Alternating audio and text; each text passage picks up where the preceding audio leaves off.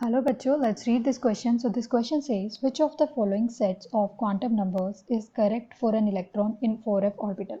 Option A है n equals to 4, l equals to 3, m equals to plus 1, s equals to plus half. n equals to 4, l equals to 4, m equals to minus 4, s equals to minus 1 by 2. n equals to 4, l equals to 3, m equals to plus 4, s equals to plus half. n equals to 3, l equals to 2, m equals to minus 2 and s equals to plus half. ये आपके पास option given है। तो इस question में जो की concept है वो क्या है? Quantum number. की कॉन्सेप्ट हो जाएगा क्वांटम नंबर। तो क्वांटम नंबर क्या होते हैं? कोई भी एटम के अंदर जो इलेक्ट्रॉन है उसकी पोजीशन को क्वांटम नंबर बताते हैं। तो इलेक्ट्रॉन की पोजीशन और इंफॉर्मेशन के लिए हम क्वांटम नंबर यूज़ करते हैं। हमारे पास 4 क्वांटम नंबर होते हैं, जिसमें जो फर्स्ट क्वांटम नंबर है वो है principal quantum number. Principal quantum number. Principal quantum number जो इलेक्ट्रॉन की कौन से शेल में है ये बताता है। इसको n से डिनोट करते हैं और इसकी जो वैल्यू है वो 1, 2, 3 से लेके इनफाइनाइट तक कुछ भी हो सकती है। जो सेकंड है वो है एजीमुथल क्वांटम नंबर।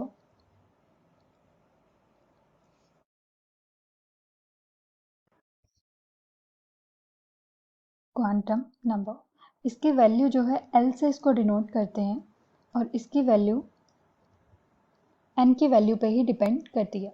ये ऑर्बिटल के बारे में बताता है, कौन से ऑर्बिटल में है। इसकी वैल्यू 0 to n-1 कुछ भी हो सकती है।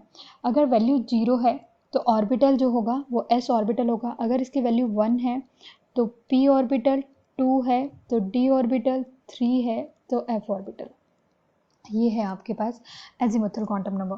फिर जो नेक्स्ट होगा वो नेक्स्ट क्या है? Magnetic quantum number.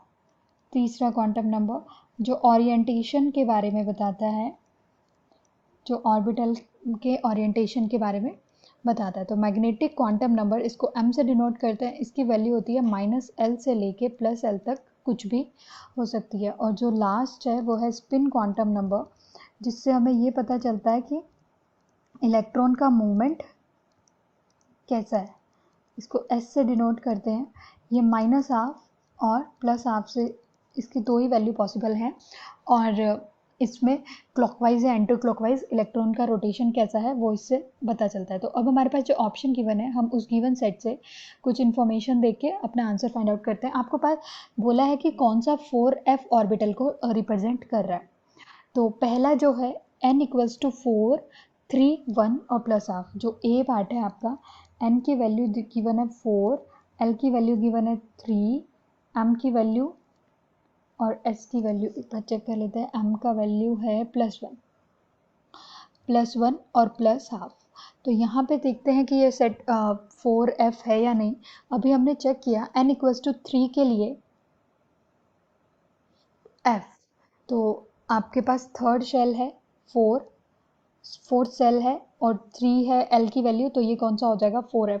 तो और m की वैल्यू 1 पॉसिबल है क्योंकि -l2 +l होती है। तो इसके लिए जो ऑल पॉसिबल वैल्यूज है वो -3, -2, 1, -1, 0, 1, 2, 3 ये पॉसिबल वैल्यू है। +1 इन्हीं में से एक है तो ये पॉसिबल है। s की वैल्यू +12, -12 कुछ भी हो सकती है तो ये भी पॉसिबल है। तो फर्स्ट जो ऑप्शन है वो करेक्ट है। अब सेकंड भी हम चेक करते हैं। सेकंड के लिए चेक करेंगे। 4 आपको गिवन है n का वैल्यू और l का वैल्यू, n का वैल्यू है 4 और l की जो वैल्यू है वो भी कितनी है 4। l की वैल्यू भी 4 है। m एक बार चेक करते हैं कितना है। m की वैल्यू है -4 और s है -12। तो हम इसको देखते हैं। 4 और l की वैल्यू 4 का मतलब है आपके पास 4 पॉसिबल ही नहीं है, क्योंकि अगर n की वैल्यू 4 है तो l की जो पॉसिबल वैल्यू होनी चाहिए थी वो 0 से 3 तक होनी चाहिए थी ओनली। तो l की वैल्यू पॉसिबल नहीं है 4। सो ये ऑप्शन आपका गलत हो गया। अब हम c चेक करते हैं। ऑप्शन c है आपका। n की वैल्यू कितनी गिवन है 4, n की वैल्यू गिवन है 4, l की वैल्यू गिवन है +3 और m का जो वैल्यू है वो 4 और प्लस हाफ, प्लस 4 और s का वैल्यू है प्लस हाफ। तो इसको चेक करते हैं, n इक्वल्स टू 4 ठीक है, l की वैल्यू 3 है ठीक है, तो ये भी 4f हो गया हमारे पास, क्योंकि नंबर ऑफ शेल फोर्थ है और थर्ड है, तो थर्ड के लिए कौन सा यूज होगा, f। लेकिन m की जो पॉसिबल वैल्यू होनी चाहिए l के अकॉर्डिंग, वो कितनी होनी चाहिए, -3 -2 1 0 +1 +2 +3, लेकिन यहाँ पे वैल्यू क्या है +4, तो ये पॉसिबल नहीं है, तो सी ऑप्शन आपका गलत हो जाता है। लास्ट ऑप्शन भी एक बार रीचेक करते हैं, हमें दिया हुआ है 3 2 -2 3 2 -2 और s इक्वल्स टू -हाफ।